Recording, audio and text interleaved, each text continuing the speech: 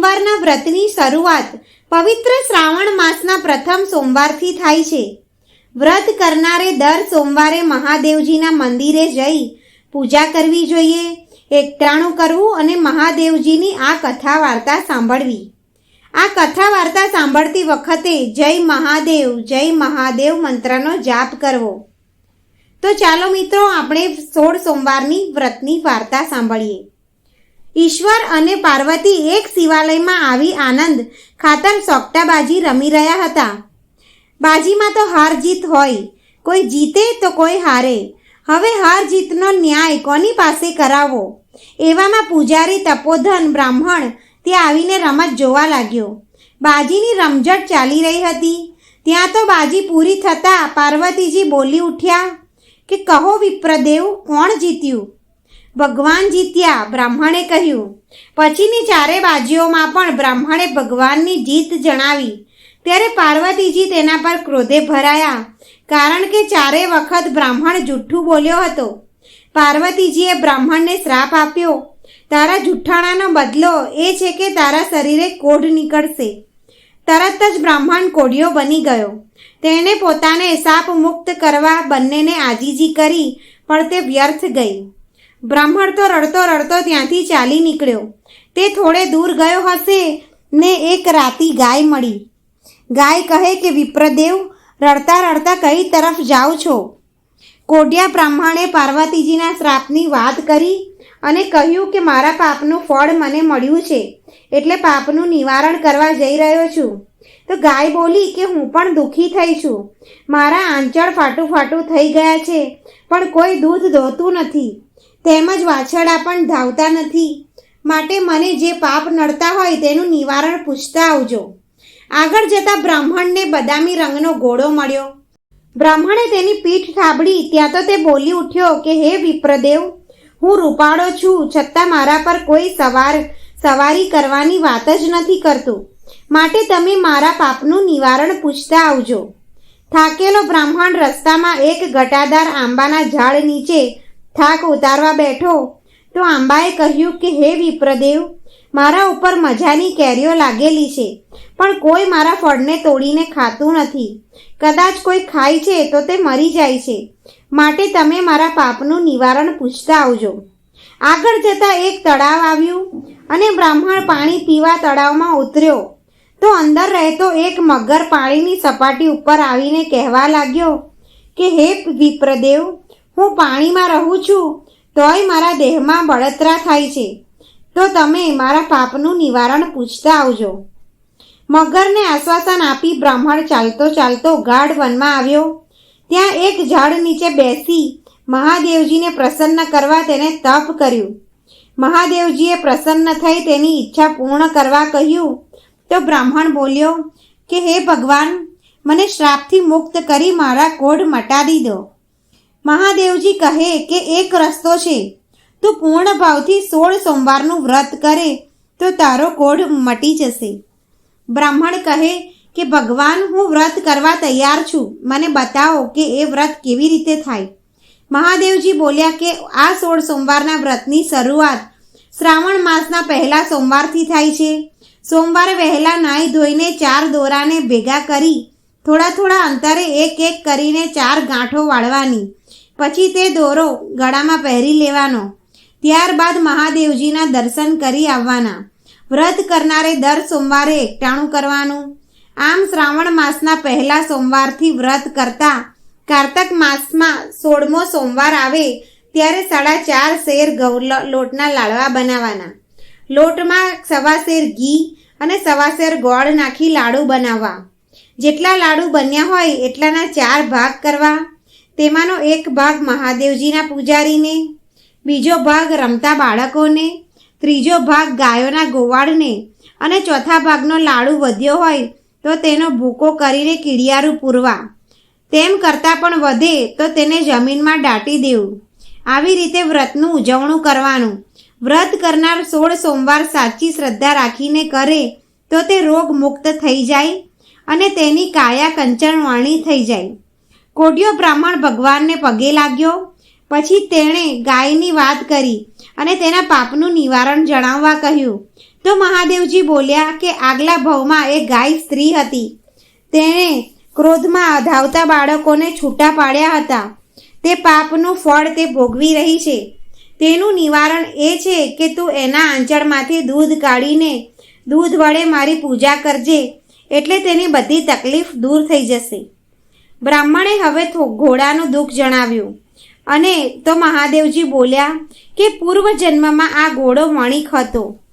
તે તોલમાલમાં ભારે ગડબડ કરતો હતો અને ઉધારી ધીરીને બમણા પૈસા પડાવતો હતો.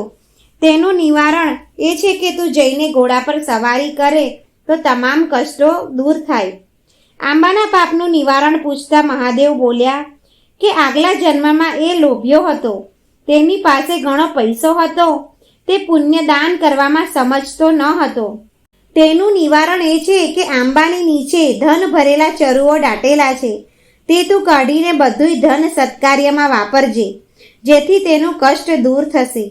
મગરના પાપનું નિવારણ પૂછતા મહાદેવજી બોલ્યા કે આગલા જન્મમાં એ બ્રાહ્મણ હતો. ભણી ગણીને તો મોટો પંડિત થયો હોવા છતાં કોઈને શસ્ત્રક્રિયા શીખવાડતો નહીં.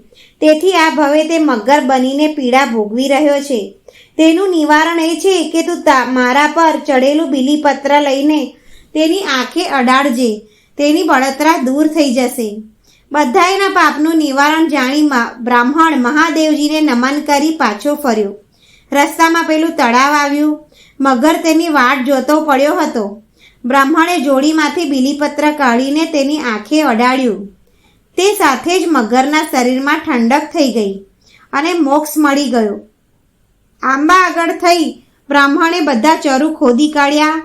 તેમનું ધન સારા માર્ગે વાપરવાનો સંકલ્પ કરી તેની એક કેરી તોડી ખાધી ને તે અમૃતના ઓડકાર આવ્યા. આગળ જતા પેલો ઘોડો મળ્યો. બ્રાહ્મણે તેના પર સવાર થઈ કહ્યું કે હવે તારા પાપનું નિવારણ થઈ ગયું છે, માટે તારી મનોકામના પૂર્ણ થશે. થોડેક દૂર જતા બ્રાહ્મણને પેલી ગાય મળી. તેના આંચળમાંથી દૂધ કાઢી બ્રાહ્મણે મહાદેવજીના નામ લઈ તેના વડે અભિષેક કર્યો કે તુરંત જ ગાયનું દુઃખ દૂર થઈ ગયું અને દૂર રમતો વાછરડો દોડીને આવીને તેને ધાવવા લાગ્યો. આજે શ્રાવણ માસ બેઠો હતો એટલે બ્રાહ્મણે 16 સોમવારનું વ્રત આદર્યું. એક કારતક માસમાં વ્રતનું ઉજવણું કરી વ્રતની પૂર્ણાહુતિ કરવાનો સંકલ્પ કર્યો. શ્રદ્ધા, સંકલ્પ અને વ્રતના પ્રભાવથી બ્રાહ્મણની ક્રાંતિ ફરી ગઈ.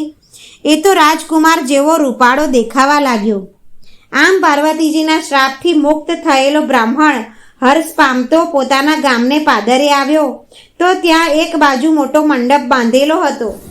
તેમાં દેશ પરદેશના રાજાઓ અને રાજકુમારો બેઠા હતા. કોઈને પૂછતા બ્રાહ્મણને સમજાયું કે આજે રાજાની કુંવરીનો સ્વયંવર છે. બ્રાહ્મણ દૂર ઊભો રહી બધું જોતો હતો. ત્યાં તો એક શણગારેલી હાથીની સૂંઢમાં સોનાનો કળશ લઈને ડોલતી ડોલતી સીધી મંડપ બહાર ઊભેલા બ્રાહ્મણ પાસે આવી અને તેના પર કળશ ઢોળ્યો. આવી રીતે બીજી અને ત્રીજી વાર પણ હાથીણીએ બ્રાહ્મણ ઉપર જ કળશ ઢોળ્યો. એટલે રાજાએ પોતાની કુંવરીના લગ્ન બ્રાહ્મણ સાથે કરી દીધા. પહેરામણીમાં સુવર્ણ હીરા મોતીના અલંકારો, રેશમી જરીના પોશાકો અને હાથી ઘોડા આપ્યા. બ્રાહ્મણ પોતાની પત્નીને લઈ વાતે ગાતે પોતાના ઘરે આવ્યો. તેની માએ બંનેને કુમકુમ અક્ષતથી વધાવ્યા અને આશીર્વાદ આપ્યા. મહાદેવજીને કૃપાનું આ ફળ હતું. 16 સોમવારના વ્રતના પ્રભાવથી તે રાજાની કુંવરીને પરણ્યો અને સુખ સાહેબીમાં રહેવા લાગ્યો. બ્રાહ્મણ હવે રાજા બન્યો હતો અને કુંવરી રાણી બની હતી. જોત જોતામાં કારતક માસનો છેલ્લો સોમવાર આવ્યો. આજે 16 સોમવાર પૂરા થતા હોવાથી રાજાએ રાણીને ઉજવણીની સમજ પાડી. રાણીએ સાંભળ્યું બધું, પણ રસોઈમાં 32 ભાતની વાનગીઓ બનાવી. રાજા જમવા બેઠો અને પોતાના ભાગના લાડુ પ્રસાદી તરીકે જમવા લાગ્યો. ત્યારે રાણીએ સોનાના થાળમાં લાડુ ઉપરાંત બીજી ઘણી વાનગીઓ પીરસી. રાણી ઉપર રાજાને ગુસ્સો આવ્યો, કારણ કે વ્રતના ઉજવણામાં બીજું કંઈ ખવાય નહીં. તેથી તેણે મહાદેવજીની ક્ષમા માગી અને ચોથા ભાગનો લાડુ પ્રસાદ તરીકે જમીને વ્રત પૂરું કર્યું. એ જ રાતના સ્વપ્નમાં મહાદેવજીએ આવીને રાજાને દર્શન આપ્યા અને કહ્યું કે હે રાજા, તારી રાણીએ તારા વ્રતમાં ભંગ પાડવા પ્રયત્ન કર્યો હતો, માટે તેને દેશવટો આપી દે, જેથી તેનું અભિમાન ઉતરી જશે. બીજે દિવસે સવારે રાજાએ રાણીને પહેરે કપડે રાજ્યની સરહદ બહાર તગેડી દીધી. રાણી ચોધાર આંસુ સારતી એક ગામમાં જઈ પહોંચી. ત્યાં એક ઝૂંપડીમાં એક ડોસીને રેંટિયો કાઢતી જોઈ તે ત્યાં ગઈ પીવા માટે પાણીની માગણી કરી. ભલી ડોસીએ ઉઠીને રાણીને પાણી પાયું અને પોતાને ત્યાં રાખી, પણ રાણીના પગલાં થતાં ડોસીનું સૂતર ઓછું કંતાતું હતું અને તાર તૂટી જતા હતા. તેથી ડોસીએ તેને અપશુકનિયાળ ગણીને કાઢી મૂકી. આગળ જતાં રાણીને એક ઘાંચણે આશ્રય આપ્યો, પણ તેના પગલાં થયા પછી ઘાણીમાં તેલ ઓછું ઉતરવા લાગ્યું. તેથી ઘાંચણે પણ રાણીને હળધૂત કરીને મૂકી. થોડી દૂર એક કૂવો હતો. તેના થાળા ઉપર ઊભેલી એક પનિહારી પાસે રાણીએ પીવા માટે પાણી માગ્યું, પણ પનિહારીએ પાણી પીવડાવવા જાય છે ત્યાં તો ઘોડો કાટલામાંથી ભાગી ગયો. આગળ જતાં એક મહાત્માની મઢી આવી. મહાત્માએ રાણીને આશ્રય આપ્યો અને જમવા બેસાડી તો તેના કમભાગ્યે થાળીમાં ભોજનની વાનગીઓને બદલે જીવડા થઈ ગયા.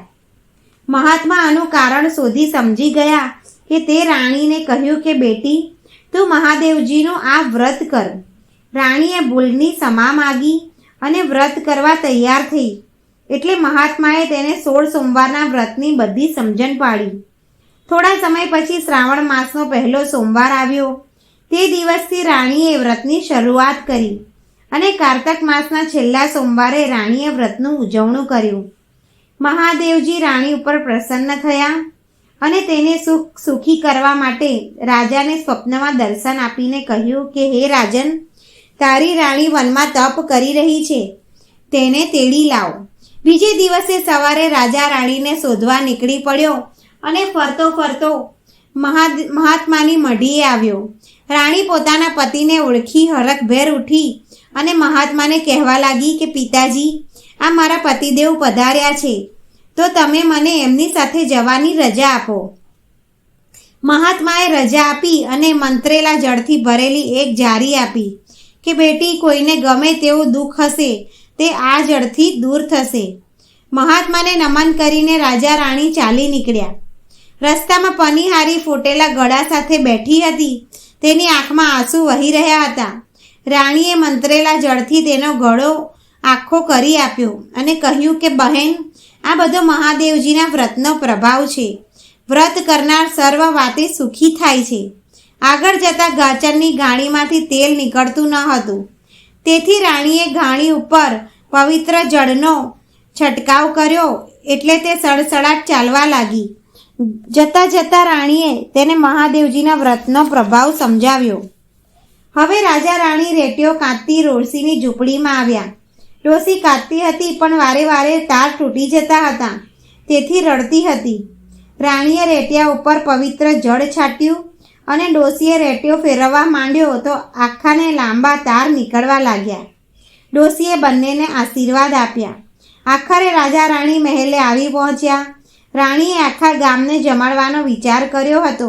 તેથી રાજાએ નગરમાં ઢંઢેરો પીટાવ્યો કે સાંજે સર્વ નર નારી મહેલ સામેના મોટા મેદાનમાં જમવા આવે. સાંજ પડતા રસોઈ તૈયાર થઈ અને સહુ જમીને ગયા, પણ રાણી જમી નહીં. રાજાને કહે કે મારે એકટાણું છે અને મહાદેવજીની વાર્તા કહી જમવાનું છે. ગામમાં કોઈ ભૂખ્યા હોય તેને બોલાવો. રાજાએ ભૂખ્યા માણસની તપાસ કરવા માંડી તો એક કુંભારના ઘરમાં સાસુ વહુ વચ્ચે કજિયો થવાથી સાસુ ભૂખી રહી હતી. તે કાને બહેરી અને આંખે આંધળી હતી. એ ડોશીને પાલખીમાં બેસાડીને મહેલે લાવ્યા. એટલે રાણીએ ડોશીને પાટલે બેસાડી મોટે સાદે કહ્યું કે માજી, હું તમને મહાદેવજીની વાર્તા સંભળાવું છું, તો વચમાં જય મહાદેવજી એમ હુંકારો ભણતા રહેજો. રાણીએ વાર્તા શરૂ કરી. ડોશીને સંભળાય કે ના સંભળાય, પણ જય મહાદેવજી એમ હુંકારો ભણીએ જ જતી હતી. વારંવાર મહાદેવજીનું નામ લેવાથી ધીમે ધીમે ડોશીના કાનની બહેરાશ જતી રહી અને આંખમાં પણ તેજ આવી ગયું. ડોશી કહે કે બેટી, હું આંખે સાફ જોઈ શકું છું અને કાને બરાબર સાંભળી શકું છું. આ બધું શું છે? રાણીએ કહ્યું કે માજી, આ બધો મહાદેવજીના વ્રતનો પ્રભાવ છે. તમે મહાદેવજીની વાર્તા સાંભળી તો તમને તેનું ફળ મળ્યું.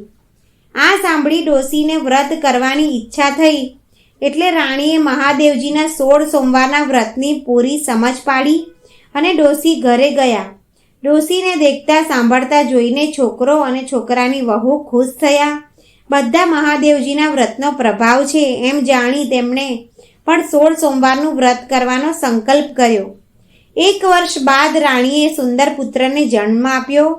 કુંવર મોટો થતાં રાજાએ તેને ગાદીએ બેસાડ્યો.